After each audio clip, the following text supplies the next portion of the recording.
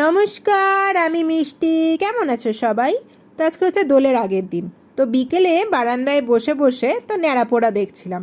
সন্ধে হতে না হতেই আমার পেটুক মনটা জেগে উঠলো। মনে হলো সন্ধে হয়ে গেছে, কিছু খেতে যাব না, সেটা হতে পারে। সেটা আবার তোমাদের সাথে শেয়ার করব না, সেটা হতে পারে। তারপরে এই চায়ের থেকে চলে গিয়েছিলাম, এখানে অনেকেই রং ঠং খেলছিল। তো কালকে তো মোটামুটি সবাই রং খেলবে।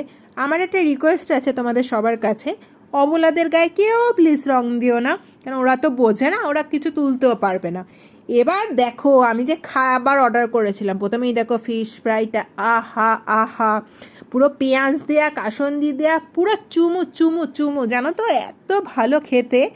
আর অর্ডার করেছিলাম চিকেন পকোড়া, যদিও 6টা দেওয়ার কথা, আমাকে একটা ফ্রি দিয়ে দিয়েছিল, 7টা দিয়ে দিয়েছিল।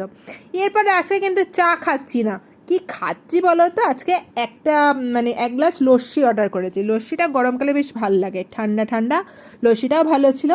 এরপরে দেখি রাস্তাঘাট ফাঁকা হয়ে যাচ্ছে, অনেক রাত হয়ে গেছে, এবার বাড়ি যাই, টাটা।